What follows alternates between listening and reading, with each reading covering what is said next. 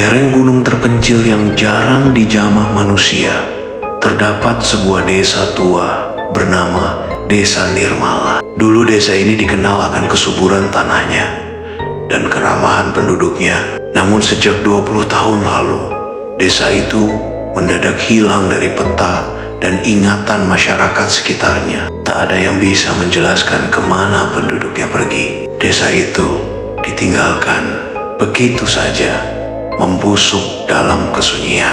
Kirana, seorang mahasiswi jurusan antropologi, menemukan referensi tentang Desa Nirmala dalam manuskrip tua milik kakeknya yang dulu pernah menjadi peneliti budaya daerah. Bersama 3 temannya Fajar, Mita, dan Rakaya memutuskan untuk mencari desa itu demi tugas akhir sekaligus mengungkap misteri hilangnya sebuah peradaban kecil yang seolah terhapus dari sejarah. Perjalanan menuju desa memakan waktu 2 hari melalui hutan lebat dan jalur curam. Sesampainya di sana, mereka menemukan desa yang masih utuh namun membeku dalam waktu rumah-rumah kayu, alat masak di dapur, pakaian tergantung, bahkan makanan di meja makan, seolah penduduknya lenyap begitu saja dalam satu malam. Namun sejak malam pertama, keanehan mulai terjadi. Kirana mendengar suara bisikan dari dalam sumur. Raka melihat anak kecil yang berlari di antara pohon, sementara Mita mendapat mimpi buruk berulang tentang wanita tua tanpa wajah. Fajar, yang paling skeptis, mulai berubah perilakunya, sering berbicara sendiri, dan menulis simbol aneh di dinding. Kirana menemukan buku harian milik kepala desa terakhir, yang mencatat bahwa desa itu melakukan ritual larangan untuk memanggil hujan saat kemarau panjang. Mereka mengorbankan seorang gadis suci yang ternyata adalah anak kepala desa sendiri. Namun ritual itu malah membuka pintu ke alam lain, dan entitas yang masuk menuntut jiwa satu persatu, sampai desa itu dikutuk menjadi desa mati. Misteri semakin menyesakkan saat mereka menyadari bahwa desa itu tidak mengizinkan siapapun keluar. Jalan pulang selalu berakhir di tempat yang sama. Hari tidak pernah benar-benar pagi, jam berhenti, dan mereka mulai melihat penduduk desa yang seharusnya sudah mati tersenyum, membisikkan nama mereka. Dalam puncak kegilaan dan ketakutan, Kirana harus memilih, meninggalkan temannya demi lolos sendiri, atau menyelesaikan ritual pengusiran yang belum pernah dilakukan. Namun untuk menyelesaikan ritual itu, ia harus mengorbankan satu jiwa baru dan desa sudah memilih siapa yang akan menjadi gantinya. Suara hujan rintik-rintik mengiringi malam saat Kirana membolak-balik halaman buku tua peninggalan kakeknya. Bau kertas lembab bercampur debu memenuhi kamar kecilnya yang hanya diterangi lampu meja. Di balik lembaran yang menguning dan hampir rapuh itu, ia menemukan sebuah nama yang belum pernah ia dengar sebelumnya, Desa Nirmala. Catatan tangan kakeknya menjelaskan bahwa desa itu pernah menjadi pusat kebudayaan mistik di lereng Gunung Merapi bagian timur. Namun anehnya, tidak ada peta atau arsip resmi yang menyebutkan keberadaannya. Seolah-olah desa itu hanya ilusi yang pernah hidup dalam bayang-bayang sejarah. Desa ini hilang begitu saja, gumam Kirana, menatap peta lusuh yang diselipkan di antara halaman. Di sudut halaman, ada catatan kecil yang tertulis dengan tinta merah. Mereka tidak pergi. Mereka masih di sana, tapi waktu telah berhenti untuk mereka. Kirana merasakan bulu kuduknya meremang, tapi rasa takut itu segera tergantikan oleh rasa penasaran. Sebagai mahasiswi antropologi tingkat akhir, ia tahu betul bahwa penemuan seperti ini bisa menjadi lompatan besar baik untuk karier akademis maupun pemenuhan hasrat pribadinya terhadap misteri kebudayaan. Keesokan harinya, ia menghubungi 3 orang sahabatnya. Fajar, si skeptis yang tak percaya hal gaib, tapi punya nyali besar. Mita, sahabat dekatnya yang sering mengalami mimpi aneh. Dan Raka, fotografer kampus yang diam-diam menyukai Kirana. Aku tahu, ini kedengarannya gila, kata Kirana saat mereka berkumpul di kafe kecil dekat kampus. Tapi Desa Nirmala mungkin benar-benar ada, dan aku butuh kalian buat ikut ke sana. Ini bisa jadi penemuan arkeologis yang luar biasa, atau setidaknya pengalaman sekali seumur hidup. Fajar mengernyit. Desa mati, hantu-hantuan. Kita bukan kru acara TV mistis, Ron. Tapi kalau benar ada, kita bisa catat sejarah baru, sahut Mita pelan. Dan aku merasa seperti pernah dengar nama itu dalam mimpi. Raka hanya mengangguk. Aku ikut. Kamu tahu, aku selalu siap motret tempat-tempat aneh.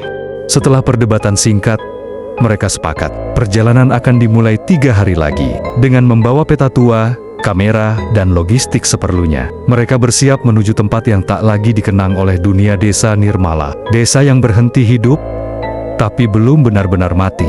Perjalanan dimulai di pagi buta, saat embun masih menggantung di dedaunan dan kabut menyelimuti lereng gunung. Mereka berempat menyewa mobil jeep tua untuk mengantar mereka ke titik terakhir yang bisa dijangkau kendaraan, sebuah dusun terpencil bernama Sendangwangi. Orang-orang desa menatap mereka dengan tatapan aneh, campuran takut dan curiga. Saat Kirana bertanya kepada seorang lelaki tua tentang desa Nirmala, lelaki itu hanya terdiam, lalu perlahan mundur tanpa menjawab. Seorang perempuan setengah baya akhirnya bicara lirih saat mereka singgah membeli air di warung kayu. Nggak ada desa itu, Nak. Udah lama hilang. Dulu waktu kecil, saya dilarang orang tua, bahkan menyebut namanya. Kalau kalian sayang nyawa, pulang aja. Kirana hanya menanggapi dengan senyum sopan. Lalu mereka melanjutkan perjalanan ke arah utara hutan, mengikuti petunjuk samar di peta tua. Semakin jauh mereka berjalan, jalur makin menyempit dan ditelan belukar. Udara menjadi dingin meski matahari belum tenggelam. Burung-burung tak lagi terdengar hutan itu. Terlalu sunyi. Setelah 2 hari menyusuri medan berat, mereka akhirnya sampai di ujung jalan setapak yang terhalang oleh gerbang kayu tua berukir lambang aneh lingkaran dengan 3 titik merah ini. Kayak lambang yang ada di buku kakekku, gumam Kirana, memotret ukiran itu. Begitu mereka melangkah melewati gerbang itu, segalanya berubah. Angin berhenti. Daun-daun tak lagi bergoyang. Waktu terasa melambat. Di balik gerbang, desa Nirmala berdiri dengan sunyi yang menakutkan. Rumah-rumah kayu berjajar rapi. Sebagian lapuk, sebagian masih berdiri kokoh. Di pekarangan rumah, ada ayunan yang masih menggantung. Ember kayu tergeletak di sumur. Bahkan, sisa makanan kering terlihat di meja panjang di balai desa ini. Mustahil, kata Fajar dengan nada takut. Desa ini kayak baru ditinggal kemarin, tapi nggak ada satupun orang. Raka sibuk memotret. Mita memeluk dirinya sendiri. Tempat ini dingin, tapi bukan karena angin. Ada yang aneh. Mereka memutuskan menetap sementara di rumah kepala desa yang lebih besar dan kokoh. Malam pun tiba. Dan saat itu, suara pertama terdengar. Suara perempuan menyanyi, jauh dari balik hutan. Malam pertama di desa Nirmala, jauh dari kata tenang. Langit gelap tanpa bintang. Dan meski tidak hujan, embun turun begitu lebat, hingga jendela berkabut. Jam tangan Kirana berhenti di jam 23:47, dan tidak pernah bergerak lagi. Mereka tidur dalam rumah kepala desa yang memiliki 2 kamar. Kirana dan Mita di kamar belakang, Raka dan Fajar di ruang depan. Sekitar tengah malam, Kirana terbangun karena mendengar suara berdesir seperti pasir yang jatuh ke dalam air. Suara itu datang dari luar. Ia bangun, ragu, lalu mengintip dari celah jendela. Di halaman rumah, samar-samar ia melihat seseorang berdiri di tepi sumur. Seorang perempuan, berambut panjang menjuntai, mengenakan kebaya putih, wajahnya menghadap ke dalam sumur. Kirana mengedipkan mata, mencoba fokus, tapi dalam sekejap, perempuan itu menghilang. Sumur itu kini kosong, namun suara lirihnya tetap terdengar. Tolong, aku belum selesai. Kirana mundur perlahan, menutup tirai. Mita terbangun dan menatapnya. Kamu juga dengar suara itu? Tanya Mita. Suaranya bergetar. Kirana mengangguk. Di ruang depan, Fajar meracau dalam tidurnya. Tubuhnya gelisah, napas berat. Raka mencoba membangunkannya, tapi Fajar menggeliat kasar, lalu membuka mata dan berkata dengan suara datar, "Waktu tidak jalan di sini." Mereka hanya menunggu. Lalu ia tertidur kembali. seolah tidak terjadi apa-apa. Keesokan paginya, langit tetap kelabu. Meski sudah siang, jam mereka tetap tak bergerak, bahkan suara burung dan jangkrik tak terdengar. Desa itu seperti ruang hampa hidup, tapi tidak bernyawa. Mereka memutuskan untuk menyelidiki lebih jauh. Kirana memeriksa sumur tua tempat suara itu berasal. Di dinding batu sumur itu, ia melihat ukiran yang sama dengan yang ada di gerbang desa, lingkaran dan 3 titik merah. Lalu ia melihat sebuah benda mencuat dari air keruh di dasar sumur. Ia meminta bantuan Raka menyorotkan senter. Ternyata itu adalah rambut hitam, panjang, mengambang perlahan, dan sesuatu di dalam air itu menatap balik ke atas. Kirana mundur sambil menahan teriakan. Di belakangnya, Mita jatuh pingsan tanpa sebab. Dan dari balik sumur, suara itu kembali terdengar lebih jelas. Lebih dekat, kalian sudah datang. Sekarang, giliran kami. Mita terbangun beberapa jam kemudian. Tubuhnya menggigil, meski dibungkus jaket dan selimut. Wajahnya pucat, matanya kosong, seperti baru pulang dari mimpi buruk yang panjang. Ia tidak berkata apapun, hanya menatap Kirana dan berbisik. Dia memanggil kita, tapi kita belum tahu siapa dia. Kirana merasa tekanan di desa itu semakin nyata. Waktu tidak bergerak, langit tak berubah, dan suara-suara yang datang dari kegelapan semakin sering terdengar ratapan, bisikan, dan langkah kaki yang tidak pernah sampai. Sore itu, saat menyisir rumah kepala desa, Kirana menemukan sebuah peti kayu di balik rak buku yang tumbang. Peti itu terkunci, namun Fajar mendobraknya dengan linggis. Di dalamnya, mereka menemukan buku harian kepala desa terakhir, lengkap dengan halaman yang penuh dengan tulisan tergesa dan noda tinta merah. Kirana membacanya dengan suara pelan. Musim kemarau ini terlalu panjang. Panen gagal, anak-anak mulai sakit, orang-orang kelaparan. Kami putus asa. Dukun tua dari seberang bukit menyarankan upacara pemanggilan hujan, tapi ritual itu terlarang. Kami harus mengorbankan seorang suci, seseorang yang tak pernah ternoda, yang masih suci darahnya. Kami memilih anakku, Rahayu. Ia menangis, memohon, tapi demi desa, kami melakukannya. Kami kubur dia di bawah sumur. Darahnya menetes terakhir saat hujan mulai turun. Tapi itu bukan hujan, langit hitam, air berbau. Mayat-mayat bangkit, dan malam tidak pernah pergi. Kami telah membuka gerbang, bukan surga yang datang, tapi penjaga waktu. Ia memakan waktu kami terjebak. Raka menutup buku itu dengan tangan gemetar. Mereka mengorbankan anak sendiri untuk hujan, tapi malah membangunkan sesuatu dari dunia lain. Fajar terlihat semakin tidak stabil. Ia menatap Kirana lama, lalu berkata, "Kita harus pergi sekarang." Tapi Kirana tahu, jalan keluar sudah tidak ada. Setiap kali mereka mencoba berjalan ke arah keluar desa, mereka kembali ke tempat semula. Semak-semak berubah arah. Langit tetap kelabu. Desa seolah melipat dirinya sendiri, menelan siapapun yang ada di dalamnya. Malam kembali datang walau seharusnya belum waktunya. Dan kali ini, rumah kepala desa tidak sunyi. Langkah kaki terdengar di atap. Ketukan pelan terdengar dari jendela. Dan suara anak kecil mulai bernyanyi dari halaman belakang. 1 untuk hujan, 2 untuk darah, 3 untuk yang datang dan tak pernah pulang. Malam itu, Kirana dan yang lain tidak tidur. Mereka duduk di ruang tengah, saling membelakangi, berusaha mengawasi semua arah. Lampu senter sudah mulai redup, baterai hampir habis, dan keheningan terasa lebih berat dari malam sebelumnya. Tiba-tiba, ketukan itu berubah menjadi gedoran keras. Dari jendela, Raka melihat sosok manusia berdiri diam di pekarangan. Banyak, puluhan. Mereka mengenakan pakaian petani, kain lusuh, dan wajah mereka kosong. Mata mereka hitam, mulut mereka terbuka seperti hendak berteriak, tapi tak ada suara keluar. Mita berteriak kecil, lalu memeluk Kirana. Itu mereka, penduduk desa. Kirana gemetar. Mereka seharusnya sudah mati. Fajar berdiri perlahan.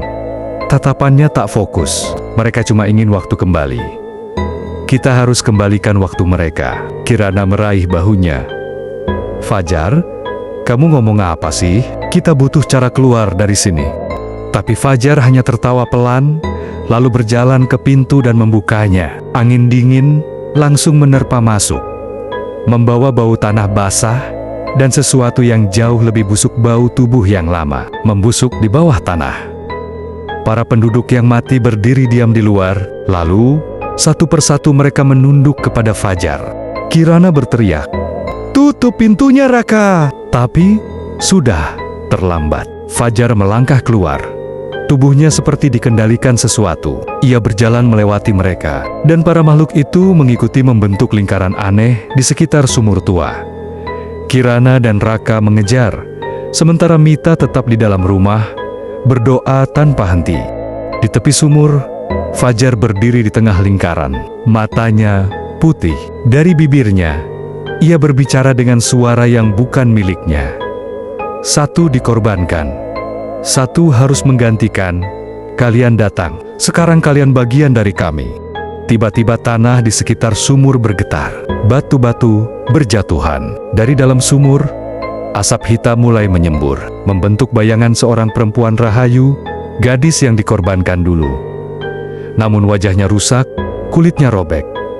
Matanya menangis darah, tapi suaranya indah dan menyedihkan. Aku ingin pulang, tapi mereka tidak membiarkanku. Kalian bisa menggantikan aku. Raka berteriak, kita harus hentikan ini. Tapi Kirana menatap sosok itu. Dan untuk sesaat, ia merasa iba. Apa yang harus kami lakukan untuk membebaskanmu? Rahayu menatapnya. Dan untuk pertama kalinya sejak tiba di desa itu, waktu bergerak lagi, jam di tangan Kirana berdetik. Tapi jawabannya membuat darahnya membeku. Seseorang harus tinggal selamanya. Sosok Rahayu melayang pelan di atas sumur. Tubuhnya transparan, tapi dipenuhi luka dan bekas belati upacara. Rambutnya panjang, menyapu bibir sumur yang pecah. Wajahnya sesekali berubah dari gadis cantik yang ketakutan menjadi makhluk kelam dengan mata membusuk dan rahang terbelah. Suara perempuan itu bergaung di kepala Kirana. Pilih satu di antara kalian. Satu jiwa akan menggantikan tubuhku. Aku bebas. Kalian pergi. Kirana menatap Raka, lalu menoleh ke rumah, di mana Mita bersembunyi. Fajar masih berdiri di lingkaran. Tak sadarkan diri, napasnya mulai berat. Seperti tubuhnya tak sanggup menampung roh yang menempatinya. Ini gila, bisik Raka. Kita nggak bisa milih satu di antara kita untuk dikorbankan. Rahayu perlahan turun ke tanah. Wajahnya berubah tenang. Kalau tidak memilih, kalian semua akan tinggal.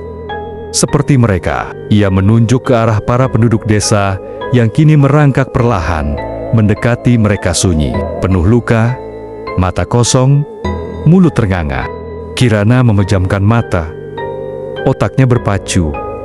Ada yang salah. Ini bukan soal pengorbanan, tapi soal ritual yang belum selesai. Mereka hanya mengikuti pola lama yang terputus. Ia ingat sesuatu yang tertulis di buku harian kepala desa. Pengusiran harus dilakukan oleh darah yang sama. Raka, Kirana memekik. Aku tahu caranya. Kita nggak perlu korbankan siapapun. Tapi kita butuh darah keturunan kepala desa. Raka tampak bingung. Tapi semua keturunan kepala desa sudah mati kan? Kirana menatap Fajar. Belum. Fajar, dia cucu dari kepala desa. Kakeknya itu kakak kandung kepala desa Nirmala. Kakekku pernah cerita. Raka menyadari sesuatu. Itu kenapa Fajar sejak awal paling terpengaruh. Darahnya memanggil roh-roh itu. Kirana mendekati Fajar yang kini terhuyung. Setengah sadar, ia menggenggam tangan Fajar, lalu menusuk jarinya dengan belati kecil dari tas peninggalan ritual. Setetes darah jatuh ke tanah. Gempa kecil terjadi. Langit mulai bergetar. Jeritan muncul dari semua penjuru. Rahayu menjerit marah, berubah menjadi asap hitam, lalu terhisap kembali ke sumur bersama Roro penduduk desa.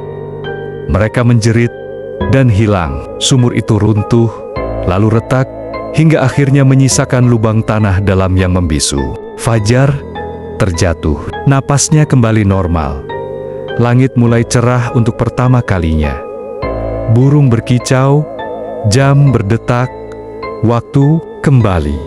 Pagi pertama yang benar-benar pagi, akhirnya datang di desa Nirmala. Cahaya matahari menembus celah pepohonan.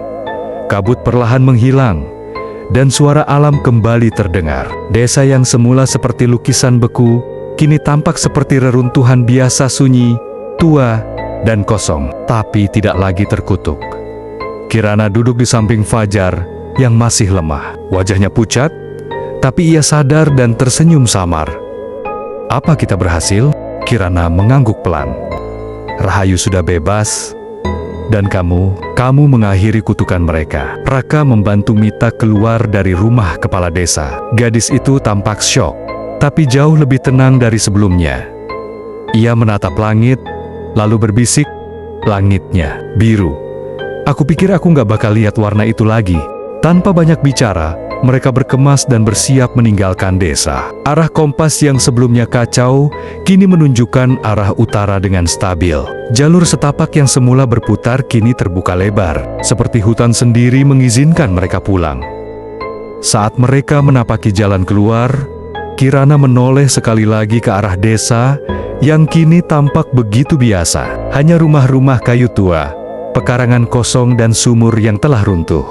Namun di angin pagi yang lewat, ia mendengar suara yang nyaris tak terdengar. "Terima kasih." Suara seorang gadis, lembut, penuh kelegaan. Seminggu kemudian, Kirana kembali ke kampus dan mengumpulkan laporan penelitiannya. Namun ia hanya menulis sebagian kecil dari apa yang benar-benar terjadi. Desa Nirmala hanya disebut sebagai lokasi arkeologis tak bernama di lereng timur Merapi, dan semua peristiwa mistis ia simpan rapat bersama 3 temannya. Fajar memutuskan untuk berhenti kuliah dan kembali ke kampung halamannya, hidup tenang bersama keluarganya. Raka dan Mita mulai menjalin hubungan, mungkin karena trauma yang menyatukan mereka. Kirana sendiri sering bermimpi tentang gadis berkebaya putih yang tersenyum dari kejauhan. Kadang, dalam mimpinya, gadis itu duduk di pinggir sumur dan berkata, "Jangan biarkan mereka melakukan ritual itu lagi." Dan Kirana selalu terbangun dengan satu pertanyaan. Apa hanya ada satu desa Nirmala? Atau ada desa lain yang juga berhenti di tengah waktu?